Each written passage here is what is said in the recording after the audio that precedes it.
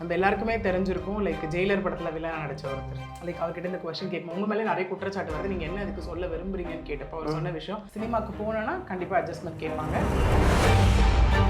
நாடே பேசும் பொருளாக மாறி இருக்க விஷயம் வெஸ்ட் பெங்கால் கல்கட்டா விஷயம். ஓகே, அதுக்கு ஈக்குவல் டு தட் ஆஃப் ஒரு வர விஷயம் தான் வந்துட்டு பார்த்தோன்னா இந்த லைக் நீங்கள் சொன்ன மலையாளம் இண்டஸ்ட்ரியில் நடக்கிற ஒரு விஷயமா இருந்துட்டு இருக்கு. எல்லாரும் கேட்குற ஒரு கேள்வியாக இருக்குது, ஏங்க 2008 நடந்ததுன்றீங்க, 2016 நடந்ததுன்றீங்க, ஏங்க இப்போ எடுத்துட்டு வந்திருக்கீங்க? நடிகர் சங்கத்தில் இருக்க ஆண்கள் மீது 18 ஆண்கள் மீது இன்னைக்கு குற்றச்சாட்டு வச்சு அவங்க மேலே கம்ப்ளைண்ட் ரெஜிஸ்டர் ஆகி இன்னைக்கு வந்து போயிட்டு இருக்கேன். ஒரு கூட்டத்தை வந்து ஏற்பாடு பண்ணுறாங்க. பண்ணும்போது மோகன்லால் அவரோட வைஃப்க்கு திடீர்னு உடல்நல சரியில்லாம போன காரணத்தால் அவர் சென்னை வர வேண்டிய சூழ்நிலை ஆகிடும்.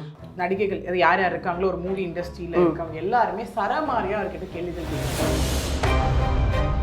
18 பேர் மேலே அப்படிங்கிற அலிகேஷன்ஸ் இன்னும் முடியலை. அது நமக்கு வந்து இதோட முடிவில் தான் தெரியும் அது எத்தனை பேர் மேலே போய் நிற்கிது, யார் யார் கொடுக்க போகிறாங்க அப்படிங்கிற விஷயம். இந்த ஷக்கிலா கூட ரீசெண்ட் இன்டர்வியூவில் மேம் சொல்லியிருப்பாங்க, ஷக்கிலா மேம் தமிழ் மூவியில் நடக்கலன்னு நினச்சிட்டு இருக்கீங்களா, இண்டஸ்ட்ரியில் நடக்குதா?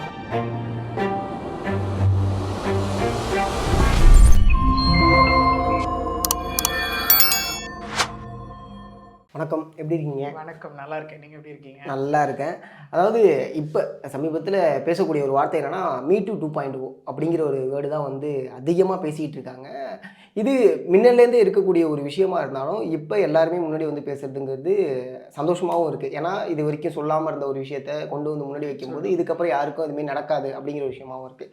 ஆனால் என்னென்னா நம்ம பிரமிப்பாக பார்த்தா ஒரு மலையாள இண்டஸ்ட்ரி இது மாதிரியான படங்கள் கொடுக்குறாங்க, இவ்வளோ உண்மைக்கு நெருக்கமாக ஒரு படங்கள் கொடுக்குறாங்க. ஆனால் அந்த இண்டஸ்ட்ரியில் இவ்வளோ பேர் தப்பு பண்ணியிருக்காங்களா அப்படிங்கிற ஒரு கேள்வியுமே எழும்புது. ஸோ ஆக்சுவலாக என்ன தான் அங்கே நடந்துச்சு ஹேமாவுடைய கமிட்டியில், அதுக்கப்புறம் ஆரம்பித்த விஷயங்கள்லாம் என்ன? எக்ஸாக்ட்லி.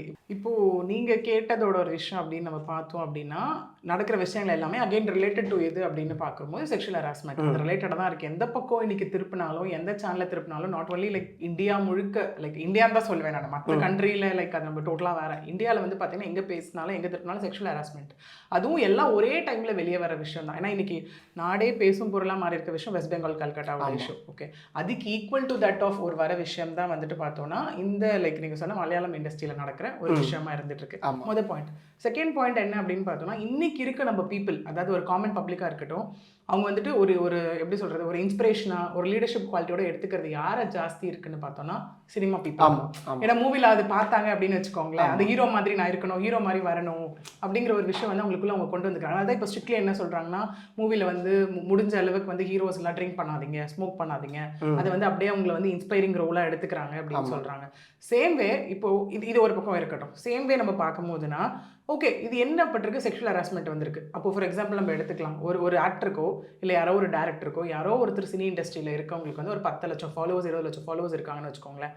வாட் இஃப் அவங்க மேலே குற்றம் சாட்டப்பட்ட ஒரு விஷயம் நிரூபணமாச்சுன்னா அவங்களோட விஷயம் கண்டிப்பா என்ன டெய்லி அந்த பேஜை ஃபாலோ பண்றவங்களா இருப்பாங்க, அவங்க டே டு டே லைஃப் ஆக்டிவிட்டிஸை ஃபாலோ பண்றவங்களா இருப்பாங்க. அதை எடுத்துட்டு அவங்க வந்து எத்தனை பேர் அதுல வந்துட்டு ஆமா பண்ணது தப்புன்னு சொல்றவங்க எத்தனை பேர் இருக்கும். சில பேர் என்ன சொல்லுவாங்க, அவங்க மேல பொய்யா குற்றம் சாட்டியிருக்காங்க, என் தலைவன் அந்த மாதிரி கிடையாது அப்படின்னு சொல்றவங்க தான் ஜாஸ்தி. மென் டு மென் வரும்போது, ஏன்னா ஒரு ஆண் தப்பு செய்யறாங்க அப்படின்னும் போது அக்செப்ட் பண்ணக்கூடிய மென்னோட ரேஷியோ எவ்வளோன்னு பார்த்தோம்னா மிக குறைவு, ரொம்ப கம்மி. கிட்டத்தட்ட அந்த மலையாளம் இண்டஸ்ட்ரியோட நடிகர் சங்கமே கலைக்கப்பட்டிருக்கு, ஃபுல்லா கலைக்கப்பட்டாச்சு. ஒருத்தர் ஃபர்ஸ்ட் வந்து என்னன்னா இதோட சினாரியோ பார்த்தீங்கன்னா ஒரு வாரத்துக்கு முன்னாடி வரைக்கும் ஒரு 4 பேர் நான் ரிசைன் பண்ண மாட்டேன் அப்படின்னு சொல்லிட்டு இருந்தாங்க. பட் இப்போ என்ன ஆச்சு, நடக்கிற விஷயங்கள் திரும்ப வர அலிகேஷன்ஸ் எல்லாம் பார்த்து இல்ல கம்ப்ளீட்டா இதை கலைச்சிடலாம் அப்படிங்கிற ஒரு முடிவுக்கு வந்து கலைச்சே வச்சாச்சு. ஓகே, இந்த மாதிரி கலைச்சிட்டு இருக்கும்போது ஏன்னா இப்போ நமக்கு ஒரு இடத்துல ஒரு விஷயம் நடக்குது, ஒரு இடத்துல ஒர்க் பண்ணிட்டு இருக்காங்கன்னா அதோட தலைவர் கிட்ட போய் எல்லாம் புகார் கொடுப்பாங்க. இங்க கம்ப்ளீட்டா நடிகர் சங்கமே இல்லை அப்படின்னு ஆயாச்சு முதல் விஷயம். சரி, ஏன் எல்லாரும் இப்போ வந்திருக்காங்க? ஃபர்ஸ்ட் நம்ம பார்க்கும்போது இப்போ எல்லாரும் கேட்குற ஒரு கேள்வியா இருக்கு, ஏங்க 2008 நடந்ததுன்றீங்க, 2016 நடந்ததுன்றீங்க, ஏங்க இப்போ எடுத்துட்டு வந்திருக்கீங்க? எல்லாருக்குமே அது ஒரு கொஸ்டினா தான் இருக்கும் கண்டிப்பா. ஏன்னா ஒரு விஷயம் தப்பு நடக்குது அப்படின்னா அதுக்கான டைம் பீரியட் இருக்கு கண்டிப்பா, அது கொண்டு போய் கம்ப்ளைண்ட் பண்றதுக்கான டைம் பீரியட். பட் ஆனா இந்த விஷயம் மெயினா அப்படின்னு பார்த்தோம்னா கேர்ள்ஸ் விஷயம், அதாவது ஹராஸ்மெண்ட் விஷயம். இப்போ நம்ம சொல்றதுல கிரிமினல் கேசஸ் அது இதுக்கு அப்ளிகபிள் ஆகும் கண்டிப்பா, சிவில் கேசஸ்க்கு எல்லாமே. பட் செக்ஷுவல் ஹராஸ்மெண்ட்னு ஒரு விஷயம் வரும்போது இப்போ எல்லாருமே சொல்ற ஒரு விஷயம் என்னவா இருக்கு அப்படின்னா, எனக்கு அப்போ பயமா இருந்தது, என்ன மிரட்டி வச்சிருந்தாங்க, நீ இது பண்ணினா உன் லைஃபே காலி ஆயிரும்னு சொல்லியிருந்தாங்க. அந்த மாதிரி தான் இப்போ எல்லாருமே வெளியே வரவங்க வந்து சொல்ற பெரிய ரீசன் இதுவாக தான் இருக்கு. ஏன் நீங்க இவ்வளவு நாளா வாயை திறக்கல அப்படின்னு கேட்கும்போது அவங்க சொல்ற விஷயங்கள் இதுவாக தான் இருக்கு. வேற யாரும் எந்த பெரிய ரீசனையுமே ஸ்டேட் பண்ணல. எனக்கு அப்போ பயமா இருந்தது, அதனால நான் இப்போ வெளியே வந்த இப்போ நான் வெளியே சொல்றேன் அப்படின்னு ஆரம்பிச்சிருக்காங்க. ஒருத்தர் வெளியே வெளியே வந்ததோட ஒரு விளைவு இன்னைக்கு பாத்தீங்கன்னா கிட்டத்தட்ட பல பேர் வெளியே வந்திருக்காங்க. ஆமா ஆமா ஆமா, பல பேர் வந்து எத்தனை பேர் மேல குற்றச்சாட்டுன்னு பாத்தீங்கன்னா கிட்டத்தட்ட 18 பேர் மேல இன்னைக்கு குற்றச்சாட்டு இருக்கு. அதாவது இரஸ்பெக்ட் ஆஃப் அது வந்துட்டு டைரக்டரா இருக்கட்டும், இல்ல யாராவது திரைக்கதை ஆசிரியரா இருக்கட்டும், இல்ல ஆக்டரா இருக்கட்டும், இந்த மாதிரி டிஃப்ரெண்ட் செக்டார்ஸ்ல இருந்து நடிகர் சங்கத்துல இருக்க ஆண்கள் மீது 18 ஆண்கள் மீது இன்னைக்கு குற்றச்சாட்டு வச்சு அவங்க மேல கம்ப்ளைண்ட் ரெஜிஸ்டர் ஆகி இன்னைக்கு வந்து போயிட்டு இருக்குன்னு ஆமா வச்சுக்கோங்க. இது ஒரு பெரிய விஷயமா பார்க்கப்படுது. ஆக்சுவலி ஒரு என்டையர் இண்டஸ்ட்ரியே வந்துட்டு நீங்க சொன்ன மாதிரி இன்னைக்கு பெருசா போற்றப்பட்ட ஒரு இண்டஸ்ட்ரி வந்து கேரளா இண்டஸ்ட்ரி. ஆமா ஏன்னா பட்ஜெட் ரொம்ப கம்மியா இருக்கும் அவங்க எடுக்கிற மூவிலாம் பார்த்தீங்கன்னா, ஆனா கண்டென்ட் ரொம்ப நல்லா இருக்கும். ஆமா ஆமா நல்ல கண்டென்ட் டெலிவரி இருக்கும். ஏன்னா நிறைய தமிழ் சினிமாஸ் பார்த்தோன்னா லைக் ஸ்டோரி எடுத்தது எல்லாமே கேரளா ஒரு பேஸ்டு ஸ்டோரியில தான் எடுத்துட்டு வந்திருப்பாங்க. கண்டிப்பா இதை சொல்லணும்னா பெரிய ஒரு ஷாக்கிங்கான நியூஸ்ன்னு தான் சொல்ல முடியும். அந்த தலைவராகிய மோகன்லால் வந்து ரிசைன் பண்ணதோட 17 பேருமே சேர்ந்த மாதிரி ரிசைன் பண்ணும்போது யார்கிட்ட போயிட்டு சொல்கிறது? அந்த சைட்லேருந்து எங்கே ஆன்சர் வரும்? ஏன்னா எப்போதுமே நம்ம ஒரு நடிகர் சங்கம் இருக்குன்னா அங்கே போயிட்டு தான் நடிகருடைய சில விஷயங்களை சொல்லுவாங்க. பட் அதுவே இல்லை அப்படிங்கிற ஒரு கேள்வி இங்கே உண்டு. எதனால அவங்க ரிசைன் பண்ணியிருப்பாங்க அப்படிங்கிற ஒரு விஷயம். கண்டிப்பாக இப்போ நீங்கள் வந்து ஏன் ரிசைன் பண்ணியிருப்பாங்க அப்படின்னு நீங்கள் கேட்டிங்க அப்படின்னா வந்துட்டு இப்போ ஓகே, இப்போ நம்ம லெவல் ஆஃப் எடுத்துப்போம். ஒரு ஆர்கனைசேஷன் இருக்குது, ஏதாவது ஒரு சங்கம் இருக்குது, ஒரு அசோசியேஷன் இருக்குன்னா லெவல்ஸ் இருக்கும். தலைவர்கள் இருப்பாங்க, அவங்களுக்கு கீழே வந்து லைக் அடுத்தடுத்த கேட்டகரிஸ் வரும். லைக் செக்ரட்டரிஸ் இருப்பாங்க, இல்லை அடுத்தது யாராவது ஒரு இருப்பாங்க. இப்போ கீழே இருக்கவங்க கட்டத்தில், அதாவது லாஸ்ட் லேயர் ஆஃப் எம்ப்ளாயி இருக்காங்க இல்லையா, பணியமர்த்தப்பட்டவங்க, இல்லை அதில் இருக்க மெம்பர்ஸ், அவங்க கிட்ட கம்ப்ளைண்ட் வந்து நான் ஆல்ரெடி சொன்ன மாதிரி அது ஹெட் கிட்ட போகலாம். ஆனால் கேரளாவில் நடந்த ஒரு பெரிய விஷயம் என்னன்னு பார்த்தீங்கன்னா, அந்த தலைவர் குழுவில் இருக்க ஒருத்தரை தப்பு பண்ணியிருக்காரு, அதாவது சித்திக். ஓகே ஓகே ஓகே, அவர் மேலே கம்ப்ளைண்ட் வரும்போது இப்போ தலைவர்கள்லாம் ஒரு இடத்துல உட்காந்துருக்காங்க, நான் வந்து விசாரிக்கிற இடத்துல இருக்கேன்னா கண்டிப்பாக கூப்பிட்டு விசாரிக்கலாம். ஏன் எனக்குள்ளே ஒரு ஆள் சரியில்லை அப்படின்னும் போது என்ன இந்த இடத்துல பதில் சொல்ல முடியும் உங்களால்? புரியுது. ஒன்று திரும்ப திரும்ப வந்துட்டு மோகன்லால் ஏன் ரிசைன் பண்ணதுக்கான மெயின் ரீசன் அப்படின்னு பார்த்தோன்னா, உடனடியாக வந்துட்டு இவங்க வந்து அந்த நடிகர் சங்கத்தோட கூட்டத்தை கூட்டணும், அந்த இஷ்யூஸ்லாம் டெய்லி வந்து கிட்டத்தட்ட ஒரு வாரமாக பாதி எது திரும்பினாலும் பகீர் கேரளா வந்து குற்றச்சாட்டு கிளம்பியது புதிய இது அப்படின்ற மாதிரி தான் நம்ம பார்த்துட்டு இருக்கோம். ஸோ அப்படி இருக்கும்போது இவர் பண்ணதுக்கான மெயின் ரீசன் என்ன ஒன்று நம்ம மெயினாக பார்க்கணும் அப்படின்னா, ஒரு கூட்டத்தை வந்து ஏற்பாடு பண்ணுறாங்க. பண்ணும்போது மோகன்லால் அவரோட ஒய்ஃப்க்கு திடீர்னு உடல்நல சரியில்லாம போன காரணத்தால் அவர் சென்னை வர வேண்டிய சூழ்நிலை ஆகிடும். ஆகும்போது அவர் என்ன சொல்கிறாரு, நான் இல்லைன்ற காரணத்தால் நீங்கள் வந்து கூட்டத்தை வந்து நிறுத்த வேணா, நீங்கள் தொடர்ந்து மேற்கொள்ளுங்க அப்படின்னும் போது, ஆனால் ஆஸ் அ தலைவர் அவர் அந்த இடத்துல இருந்தே கட்டாயம் இருக்கும். அவர் என்ன சொல்கிறாரு, நான் ஆன்லைன் மீட்டிங்கில் வந்து நான் ஜாயின் ஆகிறேன் அப்படிங்கிறார். அதுதான் அவர் அட்டன் பண்ணுற லாஸ்ட் மீட்டிங். ஆக்சுவலி அட்டன் ஆறாரு மீட்டிங்ல. அட்டன் ஆகும்போது அங்க இருக்க நடிகைகள் அது யார் யார் இருக்காங்களோ ஒரு மூவி இண்டஸ்ட்ரியில இருக்காங்க எல்லாருமே சரமாரியா அவர்கிட்ட கேள்விகள் கேட்கறாங்க. ஓகே, இவ்வளவு விஷயங்கள் நடந்துட்டு இருக்கு, தலைவரா நீங்க என்ன பண்ணீங்க, இந்த குற்றச்சாட்டுக்கெல்லாம் நீங்க ஏன் வந்து இன்னும் வந்துட்டு எதுவுமே நீங்க ஆக்ஷன் எடுக்காம இருக்கீங்க, இந்த மாதிரி நிறைய குற்றச்சாட்டுகள் அவர்கிட்ட வைக்கும் போது, அவரை கேள்வி கேட்கும்போது அவர்கிட்ட எதுக்குமே பதில் கிடையாது. Okay okay. So as a தலைவரா இருக்கோம் ஒருத்தர் அப்படின்னா கண்டிப்பா அவங்க ரெஸ்பான்சிபிள், எல்லாத்துக்கும் அவங்க பதில் சொல்லி ஆகணும். ஸோ பதில் சொல்ல முடியாத ஒரு நிலையில இருக்கும்போது இனிமே, ஏன்னா அவங்க சொல்லுவாங்கல்ல, இப்போ ஒரு இடத்துல இருக்கேன்னா என்னோட வேலையை நான் கரெக்டாக செய்யணும், எது வந்தாலும். அவர்கிட்ட பதிலும் கிடையாது, அந்த இடத்துல என்ன சொல்றதும் தெரியல. இதுதான் அவரோட ரெசிக்னேஷனுக்கு மெயின் ரீசனாக இருந்தது இதுதான். ஆனால் இங்கே நம்ம பெரும்பாலும் பார்க்கக்கூடிய ஒரு விஷயங்கள்னா, சினிமானாலே இப்படிதான் அப்படிங்கிற ஒரு போக்கு முன்னாடி இருந்தது. அது திருப்பி வருதோ, திருப்பி வந்துடுமோ அப்படிங்கிற ஒரு கேள்வியுமே இருக்குல்ல மேம். ஆமாம். ஸோ அதுதான் இப்போ அடுத்த கட்ட நடவடிக்கை என்ன, இதுக்கான சொல்யூஷனாக என்னவா இருக்கும்? கண்டிப்பாக இப்போ நீங்கள் சொன்னீங்க ஆக்சுவலி அது ஒரு இப்போ நான் அடுத்தது ரிலேட் பண்ணணும்னு நினச்ச ஒரு விஷயம். இப்போ ஒரு நடிகர் வந்துட்டு யார் கூட இருந்த என்ன எதுவும் டைரி நோட் பண்ணியிருந்தார் அப்படின்னு நம்ம எல்லாருக்குமே தெரிஞ்சிருக்கும். லைக் ஜெயிலர் படத்தில் வில்லனா நடித்த ஒருத்தர் கண்டிப்பாக எல்லாருக்குமே தெரியும், விநாயகம் இல்லையா. அவர் என்ன சொன்னார், ஒரு ஓப்பனாக வந்து எல்லாருக்குமே தெரிஞ்சிருக்கும். கைண்ட் ஆஃப் ஒரு ஓப்பன் ஒரு கைண்ட் ஆஃப் ஒரு நோட் என்ன கொடுத்தாரு அப்படின்னா, ஆமாம் நான் இதெல்லாம் பண்ணக்கூடியவன் தான். லைக் அவர்கிட்ட இந்த கொஸ்டின் கேட்கும், உங்கள் மேலே நிறைய குற்றச்சாட்டு வருது, நீங்கள் என்ன அதுக்கு சொல்ல விரும்புறீங்கன்னு கேட்டப்போ அவர் சொன்ன விஷயம், ஆமாங்க நான் எல்லாரும் கூட இருந்திருக்கேங்க, எல்லாமே இருந்திருக்கேன். ஆனால் அதுக்கப்புறம் அவர் சொன்ன விஷயம் தான் இங்கே வந்து நம்ம நீங்கள் கேட்ட எல்லா கொஸ்டினுக்கான ஒரு விடை வந்து அந்த இடத்துல தான் இருக்கு. நம்ம பார்க்கக்கூடிய விஷயம் என்னன்னா, நான் ஒன்றும் அவங்கள வலுக்கட்டாயமாக கூட்டிகிட்டு வரலையே, அவங்களோட விருப்பத்தின் பேரில் தானே அவங்க என் கூட இருந்தாங்க. இதில் நம்ம வந்து ஹைலைட் பண்ண வேண்டிய பாயிண்ட் இதுதான். ஏன்னா நம்ம லாவில் பார்த்தாலும் ஆகட்டும், இல்லை எந்த ஒரு விஷயங்கள் ஒருத்தவங்க மேலே வந்து நம்ம வந்து குற்றச்சாட்டை வச்சுட்டு அவங்க மேலே எந்த ஒரு நடவடிக்கை எடுக்கும்போது நம்ம பார்க்குற முதல் விஷயம் தட்டு when it comes to like sexual ரிலேட்டடான திங்ஸ் என்னன்னா, அவங்களோட கன்சென்ட்ன்றது இங்கே ஒன்று இருக்குது. அவங்க விருப்பத்தின் படி பண்ணாங்களா, விருப்பம் இல்லாமல் பண்ணாங்களா. ஏன்னா ஒரு நீங்கள் வந்து ஒரு பெண்ணுக்கு இழைக்கப்படுற வந்து எந்த வன்கொடுமையாக இருக்கட்டும், இல்லை அவங்களுக்கு நடக்கிற வந்துட்டு பாலியல் வன்புணர்வாக இருக்கட்டும், இல்லை அவங்களுக்கு நடக்கிற வந்துட்டு ரேப்பாக இருக்கட்டும், எல்லாமே கொண்டு வர விஷயம் இது வந்து அந்த பெண்ணினுடைய கன்சென்ட்டோட நடந்ததா இல்லை ஒத்துழைப்பு இல்லாமல் நடந்ததான்றதான் மேட்ரு. இந்த இடத்துல அவர் அதை தான் வந்துட்டு அடிக்கோலிட்டு காமிச்சிருப்பாரு. இந்த இடத்துல நான் பண்ணதாங்க, எல்லாமே ஒத்துக்கிறாங்க, எல்லாமே இல்லை, பட் அவங்க சம்மதிச்சு தானே என் கூட இருந்தாங்க, ஓகே கன்சென்ட்டோட தானே இருந்தாங்க அப்படிங்கிறது ஒரு பக்கம். பட் இப்போ இங்கே கொடுத்துருக்காங்க இல்லையா, இவ்வளோ பேர் கம்ப்ளைண்ட் ரைஸ் பண்ணிருக்காங்க. அவங்க எல்லாம் சொன்ன விஷயம் என்னன்னா, என்னுடைய விருப்பத்திற்கு மாறாக என்னை யூஸ் பண்ணிக்கிட்டாங்க. ஏன்னா அவங்க சொல்ற விஷயம்லாம் எப்படி இருக்கும் அப்படின்னா, இப்போ நான் ஒரு மூவிக்கு நடிக்க போறேன், இப்போ மெயினாக காமனாக அவங்க சொல்றேன் என்னென்ன செக்ஷுவல் ஹராஸ்மெண்ட் நான் சொல்லிடுறேன். இப்போ நான் போறேன், ஒரு டேரக்டர் இருக்காங்க, மூவிக்கு அப்ரோச் பண்றேன் அப்படின்னா ஓப்பனாகவே எங்கிட்ட அட்ஜஸ்ட்மெண்ட் கேட்கறது. ஓகே அட்ஜஸ்ட்மெண்ட் அது என்ன ஃபார்மில் வேணா இருக்கலாம் அட்ஜஸ்ட்மெண்ட். ஏன்னா அது வந்து அட்ஜஸ்ட்மெண்ட் அப்படிங்கிறது இந்த இடத்துல நம்ம கண்டிப்பாக டிஃபைன் பண்ணிட முடியாது. என்ன அட்ஜஸ்ட்மெண்ட்டாக வேணா இருக்கலாம்.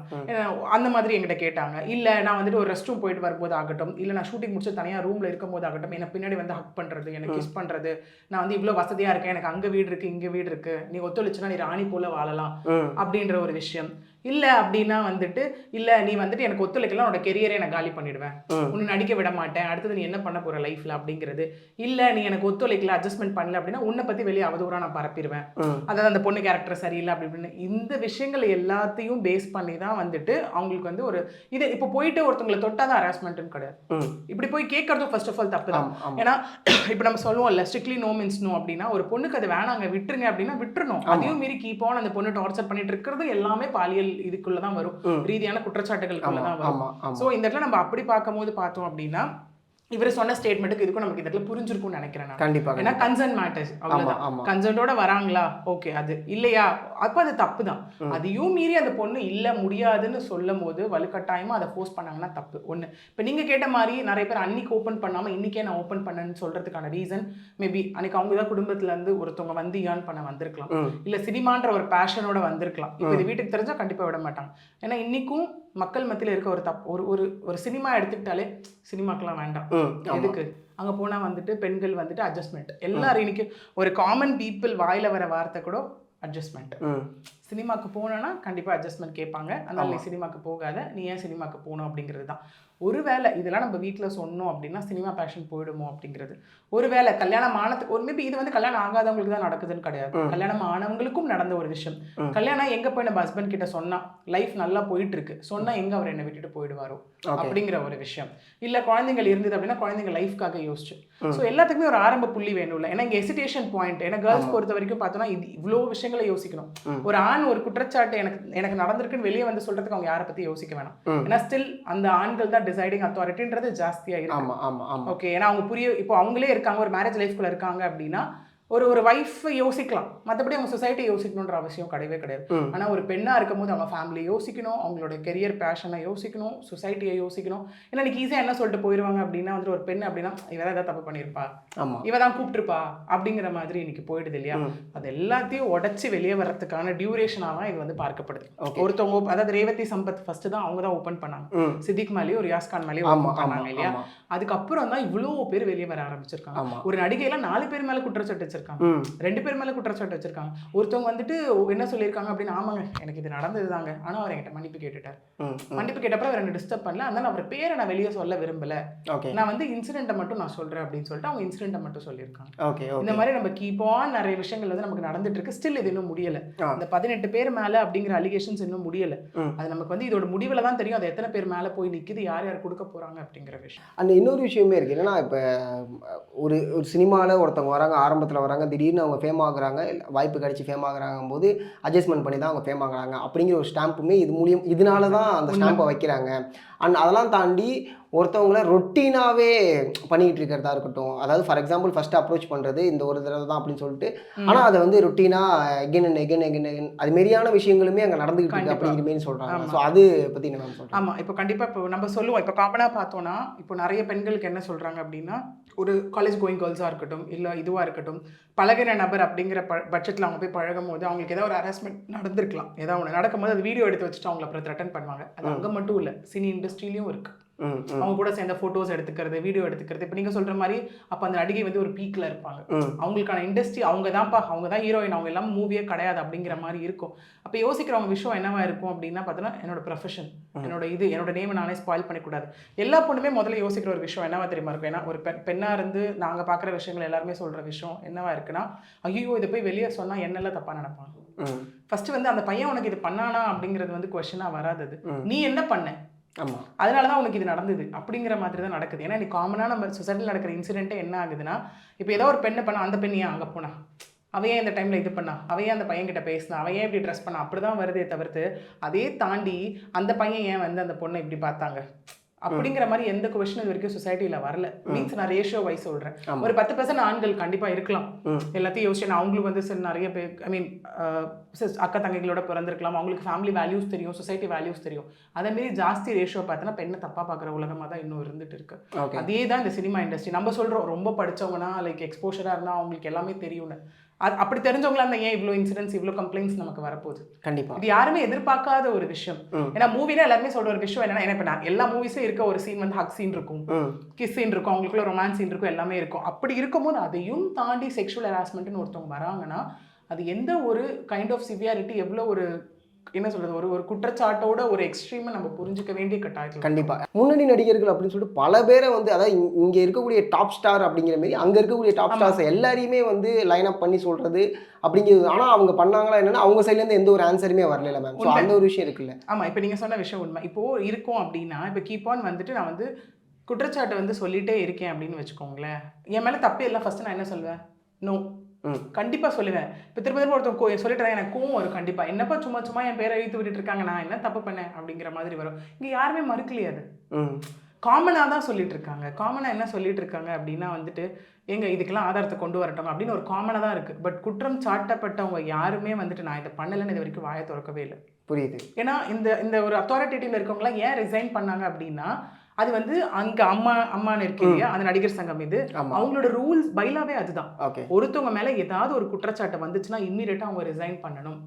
ரிசைன் பண்ணதுனால அவங்க கரெக்ட் தப்பு எல்லாம் கிடையாது. அந்த ஒரு நடிகர் சங்கத்தோட ஒரு பைலா ரூலே அதுதான். அவங்க ரிசைன் பண்ணிட்ட அப்புறம் அவங்க நிரபராதி நிரூபிச்சா மட்டும்தான் திரும்ப அவங்க அந்த சங்கத்துக்குள்ளேயோ அந்த போஸ்டிங்குள்ளேயோ போக முடியும். இது வந்து எப்படின்னா இம்ப்ளைடா இருக்க ஒரு விஷயம். இதை வச்சு யாரும் ஐயோ அவங்க ரிசைன் பண்ணிட்டாங்க அப்படின்னு நம்ம நினைக்க வேண்டிய அவசியமே இல்லை. ஏன்னா நமக்கு வந்து ஒரு விஷயம் இருக்கு, ஒரு ஆர்கனைசேஷன் இருக்குன்னா அதுக்குன்னு சில ரூல்ஸ் இருக்கு, லாஸ் இருக்கு. லா சொல்றது வேலை, அவங்களுக்குள்ள என்னன்றதை அவங்க போட்டுக்கிறது வேலை. அதுபடிதான் அவங்க ரிசைன் பண்ணி எடுத்துட்டு வந்திருக்காங்க. ரிசைன் பண்ணி வெளியே வந்தவங்களோ என் மேல தவறான குற்றச்சாட்டுங்க அப்படிலாம் யாருமே எதுவுமே சொல்லவே இல்லை இது வரைக்கும். எல்லாருமே ஆதாரம், ஏன்னா ஆதாரங்கிறது இருந்தா மட்டும் தான் அது ப்ரூவ் ஆகும். அது அவங்கள்ட்ட கிடையாது அப்படிங்கிற ஒரு ஸ்ட்ராங்கான ஒரு ஸ்டேட்மெண்ட்னால அது அவங்க அத சாலிட் எவிடன்ஸ் ஒன்று தான் நமக்கு வேணும். இப்போ என்னன்னா இன்னொன்னு நான் உங்களுக்கு சொல்லிடுறேன். லால வந்து என்ன ஆகுதுன்னா பாதிக்கப்பட்ட ஒரு பெண், அதாவது விக்டிமோட வேற பெரிய எவிடன்ஸ் வந்துட்டு செகண்டரி தான் அப்படின்னு தான் லா சொல்லுது. பட் இதுல இன்னொரு விஷயத்தை நான் சொல்ல விரும்புறேன். என்ன அப்படின்னா வந்துட்டு இதனால நிறைய ஒரு நெகட்டிவ் ஆகிறதுக்கும் சான்சஸ் இருக்கு. ஏன் அப்படின்னா இப்ப இதனால சில நடிகைகள் அட்வான்டேஜ் எடுத்துக்கலாம். எடுத்துட்டு என்ன பண்ணுவாங்கன்னா எங்கேயோ ஒரு டைரக்டர் யாரோ ஒரு ப்ரொடியூசர் அவங்களை ரிஜெக்ட் பண்ணிருப்பாங்க. என்ன ரிஜெக்ட் பண்ணிருப்பாங்க, ஏதாவது ஒரு ஆடிஷன்ல ரிஜெக்ட் பண்ணிருப்பாங்க. இப்போ அந்த பெண்ணு வந்து ரிவெஞ்ச் பாயிண்ட் எடுத்துட்டு கூட செயல்பட சான்சஸ் இருக்கு. இப்போ அவங்க மனசுல நிறைய கேர்ள்ஸ் மனசுல இப்ப என்ன இருக்கு, நான் கண்ணை கசக்கிட்டு போய் நின்னா நம்பிடுவாங்க. அதுதான் அது நிறைய பேர் வந்து அதான் நம்ம முன்னாடி பேசினப்ப கூட அந்த ஒரு விஷயத்தை பத்தி பேசணும். ஃபெமினிசத்தை தப்பா பேசக்கூடியவங்க, தப்பா பயன்படுத்தக்கூடியவங்க நிறைய பேர் இருக்காங்க. இன்னைக்கு அது நடந்துட்டு இருக்கு. ஏன்னா நம்ம வந்துட்டு நம்ம லாவே என்ன சொல்றதுன்னா ஜெண்டர் ஈக்குவாலிட்டி பத்தி பேசுறோம், ஜெண்டர் நியூட்ரலிட்டி பத்தி பேசுறோம். அப்படி இருக்கும்போது நம்ம ஆண்களை பத்தியும் பேசணும். நடந்துட்டு தான் இருக்கு வன்கொடுமைகள்லாம், இல்லைன்னு சொல்லல. பட் ரேஷியோ பார்க்கும்போது சில பெண்களும் ஆண்களை தவறா சித்தரிக்கிறாங்க அப்படிங்கிறது தான் ஒரு விஷயம். ஏன்னா இது வந்துட்டு ஒரு கரெக்டான ஒரு கண்ணோட்டத்தில் லைனில் எடுத்துகிட்டு போகிற வரைக்கும் குற்றவாளிகள் நிச்சயமாக மாட்டுவாங்க, தண்டிக்கப்படுவார்கள். இந்த இஷ்யூல நம்ம கேரளா இஷ்யூல எடுத்துக்கிட்டோம்னா. ஆனால் இதை சில பெண்கள் அட்வான்டேஜாக எடுத்துக்கிட்டு என்ன அன்னைக்கு ரிஜெக்ட் பண்ணார்ல, என்ன அன்னைக்கு வேணான்னு சொன்னார்ல, இதுதான் எனக்கு கிடைச்ச சான்ஸ், நான் போய் அவர் மேலே கம்ப்ளைண்ட் கொடுக்குறேன் அப்படின்னு போய் நிற்கிறதுக்கான சான்சஸும் இருக்குது. அதுக்காக தான் இது ஹேமா கமிட்டி ஆகட்டும், இந்த WCC கொடுத்த வந்துட்டு இன்புட்ஸ் ஆகட்டும், எல்லாமே வந்து அவங்க ரொம்ப கிளீன் கட்டாக பார்த்துட்டு அவங்க ரிப்போர்ட்ஸ் எடுத்துட்டு இருக்காங்க. அதே மாதிரி போய் ஒருத்தவங்க சொன்னா உடனே யாரும் நம்பிட போறது இல்லை. இப்போ இவங்கெல்லாம் இவ்வளோ ஓப்பனாக வச்சிருக்காங்க. இப்போ நீங்க சொன்ன மாதிரி யாரோ பேர் மேலே வைக்கல, எல்லாமே லீடிங் ஆக்டர் இல்லை லீடிங் டைரக்டர், ஸ்டோரி ரைட்டர் தான் இருக்காங்க இண்டஸ்ட்ரியில். சும்மா ஜஸ்ட் லைக் தட் அவங்க மேலே போய் எந்த குற்றச்சாட்டும் சொல்லிடவே முடியாது ஒரு ஆதாரம் இல்லாமல். ஸோ ஆதாரத்தோட தான் அவங்க வெளியே வந்திருக்காங்க. இன்னும் ஆதாரம் வச்சிருக்க நிறைய பேர். ஏன்னா ஒரு பெண்ணுக்கு என்னன்னா எசிடேஷன், இப்போ எல்லாருக்கும் தைரியம் வந்திருக்கும், இவ்வளோ பேர் வெளில போய் சொல்லியிருக்காங்க. அப்போ எனக்கு நடந்தது நான் சொல்லுவேன். ஏன்னா இது ஃபர்ஸ்ட் விஷயமே என்ன அப்படின்னா WCCலே ஆகட்டும் ஹேமா கமிட்டிலே ஆகட்டும் என்ன சொல்லியிருக்காங்க அப்படின்னா அந்த பெண்களுக்கான உரிமைகள் பாதுகாக்கப்படும், அந்த பெண்களை நாங்கள் பாதுகாப்போம், நாங்கள் அஷூரன்ஸ் கொடுத்துருக்காங்க. ஆமாம் ஆமாம் ஆமாம். ஸோ கண்டிப்பாக இதை நம்ம பொறுத்துறது தான் பார்க்கணும். இன்னும் எவ்வளோ வெளியே வரப்போகுது, என்னென்ன வெளியே வரப்போகுது அப்படிங்கிற ஒரு அண்ட் மேல் டாமினேஷனுமான ஒரு விஷயமே அங்கே நடந்துகிட்டு இருக்கு அப்படிங்கிற ஒரு அதுலேயும் சில பேரை வந்து சொல்லியிருக்காங்க. உண்மை. ஸோ அது எந்த வகையில் ஃபேக்டாக தேவை நம்மளுக்கு பார்க்கும்போது தெரியுது. ஏன்னா ஒரு மூவியே எடுத்துக்கிட்டாலும் ஹீரோக்கு இருக்க ஒரு இம்பார்ட்டன்ஸ் ஹீரோயின் சப்ஜெக்ட்டுக்கு இருக்காது. அப்படியே ஹீரோயினுக்கு ஒரு வேணும்னா அவங்க தனியா ஒரு மூவி தான் நடிக்கிற மாதிரி இருக்கும். ஒரு ஹீரோ பேஸ்ட் மூவில ஹீரோயினுக்கு பெரிய ரோல் கொடுக்க மாட்டாங்க. அந்த இடத்துல ஹீரோவா இருப்பாரு, வில்லன் எல்லாமே போகும்போது குட்டி குட்டி இது வருமா, ஹீரோயின் சப்போர்ட்டிங் மேபி ஒரு ஃபேமிலிக்கு ஒரு அவங்களுக்கு சப்போர்ட் பண்ணுற மாதிரி ஒரு ஆக்ஷன் த்ரில்லராக இருந்தாலும் எதுவாக இருந்தாலும் இருக்கும். இதை ப்ரூவ் பண்ணுறதுக்கான ஒரு இன்சிடென்ட் வேணும்னா உங்களுக்கு நான் என்ன சொல்லலாம் அப்படின்னா 2008 ஆக்சுவலி ஒன் வே டிக்கெட்னு ஒரு மூவி வந்தது சரிங்களா. அப்போ வந்துட்டு ஒரு இன்சிடென்ட் என்ன வெளியே வந்தது அப்படின்னா, அந்த மூவி வந்துட்டு ஷூட்டிங் நடக்கிறப்போ அந்த ஷூட்டிங் நடக்கிறதுக்கு பக்கத்துலேயே ஒரு வீட்டில் ஒரு அம்மா பெண் 2 பேரும் ஷூட்டிங் அப்படின்னு சொல்லி கூட்டிட்டு வந்து 2 வாரம் வந்து அங்கே தங்க வைக்கப்பட்டார்கள். ஓகேங்களா. எல்லாரும் என்ன நினைச்சிட்டு இருந்தாங்க அங்கே அப்படின்னா ஷூட்டிங்க்கு வர வைக்கப்பட்டாங்கன்னு நினைச்சிட்டு இருக்காங்க. ஓகே, பட் ஷூட்டிங் எல்லாம் முடிஞ்சு அந்த படத்தோட நடிகை கிட்ட போயிட்டு அந்த அம்மா பொண்ணு கதறி இருக்காங்க, இங்க 2 வாரமா எங்களுக்கு வந்து பாலியல் வன்கொடுமை நடந்தது அப்படின்னு சொல்லி ஷூட்டிங் முடிஞ்ச அப்புறம் கதறி இருக்காங்க. ஆனா அந்த மூவில யாராவது நடிச்சாங்க அப்படின்னு பாத்தீங்கன்னா லைக் மம்முட்டி கேமியோல வந்திருப்பார், பிருத்திவிராஜ் அந்த இடத்துல நடிச்சிருப்பாங்க. ஓகேங்களா. பட் இங்க நான் எல்லாருக்கும் என்ன கொஸ்டின் வருது, அப்போ அந்த ஷூட்டிங்ல இருந்த மெயின் ரோல் அவங்க தான் பண்ணிருப்பாங்களா அப்படிங்கறது வந்திருக்கு. பட் இல்ல, அந்த அம்மா பெண் தெளிவா என்ன சொல்லியிருக்காங்கன்னா அவங்களுக்கும் இதுக்கும் சம்பந்தம் கிடையாது. அந்த சினிமா க்ரூ இருப்பாங்க இல்லையா, ஷூட்டிங் க்ரூ, அதாவது அசிஸ்டன்ட் டைரக்டரா இருக்கட்டும் இல்ல கேமராமேன் யார வேணா உள்ள சினிமாட்டோகிராஃபர், அவங்க எல்லாம் எங்களுக்கு தொடர்ந்து 2 வாரங்கள் எனக்கும் என் பொண்ணுக்கும் மாத்தி பாலியல் இது கொடுத்தாங்க, தொந்தரவுகள் கொடுத்தாங்க அப்படின்னு சொல்லி அவங்க சொல்லியிருக்காங்க. பிருத்திவிராஜ் ஆகட்டும் மம்முட்டி ஆகட்டும் இதை பண்ணல. அப்ப என்னென்ன வரும்போது அந்த இடத்துல நிறைய பேர் சொன்ன விஷயங்கள் என்னவா இருக்குன்னா, அவங்க இதுல ஈடுபடல, ஆனா அவங்க ஆண் ஆதிக்கம் மிக்கவர்கள், அவங்களுக்கு தெரியும் ஆனா கேட்கலன்றதை தாண்டி பொதுவாகவே அந்த டாமினேட்டிங் இருக்கு இல்லையா, அந்த ஃபீச்சர்ஸ் இவங்க கிட்ட ஜாஸ்தி இருக்கு. ஏன்னா இது நம்ம நிறைய பார்த்திருப்போம், ஒரு நிறைய நடிகைகள் சொல்லி கூட நம்ம கேட்டிருப்போம், மம்முட்டி அவர் ரொம்ப ஆணாதிக்கம் ஜாஸ்தி உள்ளவர், என்ன இருந்தாலும் பெண் எனக்கு கீழே தான் இருக்கணும் அப்படிங்கிறது.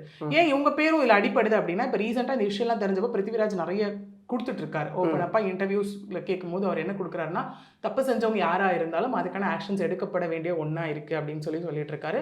மோகன்லால் வந்து நம்ம பார்க்கும்போது நடிகர் சங்கத்தோட தலைவராக இருந்து ரிசைன் பண்ணியிருக்காரு. மம்முட்டி இவங்க எல்லாம் பெரும் புள்ளிகள் அப்படிங்கிறதுனால ஒரு வேலை இவங்களும் சம்மந்தப்பட்டிருப்பாங்களா அப்படின்னு கேட்டதுக்கு இது வரைக்கும் இவங்களுக்கும் இந்த செக்ஷுவல் ரிலேட்டட் இதுக்கும் சம்மந்தம் இல்லை. பட் ஆணாதிக்கம் அப்படின்னு வந்ததுன்னா ஆமா. அண்ட் டொவினோ தாமஸ் வந்து அவர் வந்து ரிசைன் பண்ணவே இல்லை, என்னங்கிறத அதுக்கான சொல்யூஷன் பார்க்கலாம் அப்படிங்கிற மாதிரி அவருடைய ஸ்டேட்மெண்ட் தான் இங்கே எல்லாருமே பிரமிக்க வச்சது. ஏன்னா இவங்க எல்லாருமே ரிசைன் பண்ண பிறகு டொவினோ வந்து ரிசைனே பண்ணல அப்படிங்கும்போது, ஸோ அப்போ அவர் வந்து எந்த அளவுக்கு ஸ்ட்ராங்காக இருக்காரு, ஏன் அதுமாரி நீங்களாம் இல்லை அப்படிங்கிற ஒரு கொஸ்டினுமே இங்கே வருது இல்லை மேம். ஸோ அது ஆமாம், இப்போ நீங்கள் சொன்ன மாதிரி இப்போ நான் சொன்னேன் உங்களுக்கு முதல்ல என்ன சொன்னேன் அப்படின்னா, இது குற்றம் வந்து இன்னும் நிரூபிக்கப்படலை, ஜஸ்ட் குற்றம் சாட்டியிருக்காங்க. ஏன்னா நம்ம இப்போ என்ன சொல்லுவோம் அப்படின்னா, லா பொறுத்த வரைக்கும் என்ன சொல்கிறோம் அப்படின்னா வந்துட்டு இன்னசென்ஸ் என்ன சொல்ல ஒரு குற்றம் நிரூபிக்கிற படுற வரைக்கும், அதாவது unless or until he proves is கில்ட்டினா அவங்க இன்னசென்ட் அப்படின்னு தான் கருதப்படணும் அப்படிங்கிற ஒரு விஷயம் தான். இப்போ இங்கே அவர் என்ன சொல்லியிருக்காரு அப்படின்னா வந்துட்டு இன்னும் குற்றம் எதுவும் நிரூபிக்கப்படலை. ஓகேவா. ஏன்னா இப்போ ஜஸ்ட் அவங்க வெளியே வந்திருக்காங்க, இந்த குற்றம் நிரூபிக்கப்பட்டா அது நம்ம பார்த்துக்கலாம். அது வரைக்கும் ஸ்டில் அவங்களுக்கான விஷயத்தை அவங்க போராடிட்டு தான் இருக்காங்க. ஸோ உண்மை தெரிய வரப்போ அடுத்த ஸ்டெப் என்னவா இருக்குன்றது அவரோட ஒரு ஸ்ட்ராங் பாயிண்ட் அந்த இடத்துல இருந்துட்டு இருக்கு. கண்டிப்பா மேம். நேத்தி விஷால் சார்ட்ட கூட அந்த கேள்வியை கேட்கும்போது ஸ்ரீரெட்டியை பற்றி கேட்கும்போது அவரு சொன்ன விஷயங்களுமே நம்ம அதுக்கான ஆப்போசிட்டாக வந்து ஸ்ரீரெட்டி சொன்னதுன்னா கர்மா அவங்களை வந்து பார்த்துக்கிட்டு தான் இருக்கு, நீங்கள் யாருன்னு உங்களுக்கே தெரியும், உங்கள் மேரேஜ் ஏன் நின்றுச்சு. ஸோ இது மாதிரியான நிறைய கேள்விகள், அதுவுமே இன்னும் இதை எப்படி நம்ம பாவனா நீங்கள் பார்த்தீங்கன்னா கேரளா இண்டஸ்ட்ரி வந்தாச்சு, இப்போ அடுத்து மக்களோட மனசில் ஒரு வேலை இருக்குமோ தெலுங்குல இருக்குமோ இதில் தமிழில் இருக்குமோ அப்படிங்கிறது மக்களோட குரலாக இருக்கு. நம்ம ஷக்கிலா கூட ரீசெண்ட் இன்டர்வியூவில் மேம் சொல்லியிருப்பாங்க, ஷக்கிலா மேம் தமிழ் மூவியில் நடக்கலன்னு நினச்சிட்டு இருக்கீங்களா, இண்டஸ்ட்ரியில் நடக்குது ஆனால் வெளியே வரல. அதுதான் அவங்க சொன்ன ரீசெண்ட் ஒரு பாயிண்டாக இருந்துட்டு இருக்கு. அவங்க அதை பற்றியுமே அவர்கிட்ட கேட்கும்போது அவர் என்ன சொல்கிறாரு அப்படின்னா வந்துட்டு நடக்கலாம் ஆனால் வரல. ஓகே, ஏன்னா திரும்ப எல்லாரும் இதில் பேசுகிற ஒரு விஷயம் அட்ஜஸ்ட்மெண்ட் கன்சென்ட் அட்ஜஸ்ட்மெண்ட், இது ரெண்டும் தான் நம்ம பார்க்கப்படுற ஒரு விஷயமா இருக்கு. ஓகே, ஒத்துட்டு வரவங்க எங்க கம்ப்ளைண்ட் பண்ணணும், புரியுது, மியூச்சுவலாக இருக்கிற வரைக்கும் அது ஓகே. ஆமாம், இல்லை அவங்கள வற்புறுத்தி பண்ணுறாங்க அப்படின்னும் போது அது குற்றமாகுது. எங்கேயுமே ஒருத்தவங்க, ஏன்னா நான் உங்களுக்கு ஓப்பனாக சொல்லணும் அப்படின்னா, ஒரு மேரேஜ் ஆகி ஒரு ஹஸ்பண்ட் ஒய்ஃப் அவங்க கன்சென்ட் இல்லாமல் தொட்டாலே தப்பு. That is a marital rape again. அப்படி இருக்கும்போது நீங்கள் எப்படி அவங்க நடிக்க வந்துட்டாங்கன்றதுக்கு அவங்க எல்லாமா வந்துட்டாங்கன்னு கிடையாது. அவங்க இது நல்லா எல்லாரும் புரிஞ்சுக்க வேண்டிய விஷயம். நம்ம எல்லாருக்கும் ஒரு ப்ரொஃபஷன் இருக்க மாதிரி நடிக்கிறது அவங்க ப்ரொஃபஷன். ஆமாம், அதனால பெண் எல்லாத்துக்கும் ஓகே சொல்கிறாங்க, நடிகைகள் எல்லாத்துக்கும் ஓகே சொல்கிறாங்கன்னு கிடையாது. Men forever take it for கிராண்டடாக எடுத்துக்கவே கூடாது. லைக் வந்து ஒரு பாலியல் வன்கொடுமை அப்படிங்கிறது வந்து செக்ஷுவல் அசால்ட்டாக இருக்கலாம், செக்ஷுவல் அபியூஸாக இருக்கலாம், என்ன வேணாலும். இப்போ நம்ம சொல்கிறோம் இல்லையா, ஒரு பெண்ணை உட்காந்துருக்காங்கன்னா அவங்க தொடர்ந்து ஒரு 2 நிமிஷம் பார்த்துட்டு இருந்தாலே அதுவும் அபியூஸ் தான், அதுவும் அசால்ட்டுங்கிறது ஹராஸ்மெண்ட் கீழே தான். அதையுமே தப்பாக தான் பயன்படுத்திட்டு இருக்காங்க. எக்ஸாக்ட்லி, அதுக்கும் பனிஷ்மெண்ட் இருக்கு. ஸோ அந்த மாதிரி என்ன ஃபார்ம்ஸாக வேணா இருக்கலாம், அதை நிரூபிக்கப்பட்டால் இது இப்போ நேஷனல் கமிஷன் இவங்க ஃபார்ம் பண்ணிருக்காங்க, எல்லாமே பண்ணி again they'll be punished with criminal என்னென்ன ஆக்ஷன்ஸ் இருக்கோ அதுக்கெல்லாம் பனிஷ் பண்ணப்படுவாங்க. அகெயின் லால நம்ம வரும்போது should be heard on both sides அப்படின்னு சொல்லுவோம். என்னதான் ஒருத்தவங்க குற்றம் புரிஞ்சவங்கன்னு ஒரு மார்க்ல இருந்தாலும் அவங்களுக்கும் ஒரு விஷயத்தை கொடுக்கணும். அதாவது அவங்க என்ன சொல்கிறாங்கன்னு காது கொடுத்து கேட்கணும் அப்படிங்கிறது தான் விஷயம் இந்த இடத்துல. புரியுது. ஸோ அவங்களோட ஆர்குமெண்ட்ஸும் கேட்டுட்டு இது ஒரு எண்டுக்கு வரும். இந்த ரிப்போர்ட் எல்லாம் இது பண்ணி கடைசியில் ஃபைனலாக ஜட்ஜ் கிட்ட வந்து அதுக்கப்புறம் இது கேஸ் ப்ரொசீடிங்காக போகும். இது நான் இன்னொன்று வந்து எக்ஸாம்பிளோட சொல்ல விரும்புகிறேன். என்ன அப்படின்னா, நமக்கு வந்து ஒரு பிரபல ஒரு மலையாள நடிகை, அவங்க தமிழ்லையும் நடிச்சாங்க. அவங்கள வந்து காரில் 2 பேர் கடத்தி கொண்டுட்டு போய் அவங்கள செக்ஷுவல் அசால்ட் பண்ணி அதுக்கப்புறம் அவங்க வெளியே வந்து போலீஸ் ஸ்டேஷனில் கம்ப்ளைண்ட் ரெஜிஸ்டர் பண்ணி எஃப்ஐஆர் ஆகி அதில் வந்து 8வது ஆளாக அரெஸ்ட் பண்ணப்பட்டவர் தான் திலீப் குமார். அவர் தான் அரெஸ்ட் பண்ணப்பட்டு மொத்தம் 8 குற்றவாளிகள். 8வது அவர் பண்ணப்பட்டார். பண்ணி அவர் என்ன பண்ணாருன்னா பெயிலில் வெளியே வந்தார். வெளியே வந்து ஸ்டில் அந்த கேஸ் போயிட்டு இருக்கு. ஓகே, இன்னமும் அந்த கேஸ் போயிட்டு இருக்கு. ஆமா. அவர் வந்து அங்கேயும் அடிபட்டுச்சு அவர் பேரு, இப்போ இந்த இஷ்யூல அவர் பேர் அடிபட்டுச்சு. விச் மீன்ஸ் ஏதாவது ஒன்றுத்துல தான் அவர் போவாருன்னு இல்லை, அந்த கேஸையும் அவர் ஃபாலோ பண்ணி கொண்டு போகணும். அகைன் அவர் மேலே எஃப்ஐஆர் இருக்கு இல்லையா, பெயில கண்டிஷனல் பெயிலில் வெளியே வந்திருக்காரு. இப்போ இது நிரூபணம் ஆச்சாலும் இந்த கேஸையும் அவர் வந்து ஃபாலோ பண்ணி எடுத்துட்டு போகணும். அட் எண்ட் ஆஃப் த டே ரெண்டுத்தையும் கிளப் பண்ணி என்னென்ன ஆக்ஷன்ஸ் வருதோ கிரிமினல் லா கீழே எல்லாத்தையும் அவர் வந்து கண்டிப்பாக எதிர்கொண்டு தான் ஆகணும் இந்த இடத்துல. இப்போ வந்து ஒருத்தர் சொல்றாங்க, இப்போ ஃபார் எக்ஸாம்பிள் இந்த இடத்துல ரேவதி சம்பத் தான் ஆரம்பிச்சாங்க. அவங்க ஆரம்பிச்சு அப்படியே விட்டுருக்கலாம். எவ்வளவு பேர் தொடர்ந்து வராங்க பாருங்க இப்போ அதுல. கண்டிப்பா. அப்ப எல்லாருமே என்ன பாயிண்ட்டுக்காக வெயிட் பண்ணிட்டு இருக்காங்க, யாரோ ஒருத்தர் வரட்டும். அந்த தைரியம் வந்திருக்கு இப்போதான் பெண்களுக்கு. அப்ப அவங்களும் வந்திருக்காங்க, அவங்களை யாரும் எதுவும் பண்ணலங்க, அவங்களுக்கு ப்ரொடெக்ஷன் இருக்குங்க, அப்ப நானும் வெளியே வருவேன். அந்த இக்னைட்டிங் பாயிண்ட்னு சொல்லுவோம்ல, அவங்க வந்ததை பார்த்துட்டு இப்ப வராங்க, வந்துட்டும் இருக்காங்க. எவ்வளவு பேர் வரப்போறாங்கன்றது பார்த்தா தான் தெரியும். வெயிட் பண்ணி. ரொம்ப நன்றி மேம், உங்களுடைய வாய்ப்பான டைம். Thank you ma'am.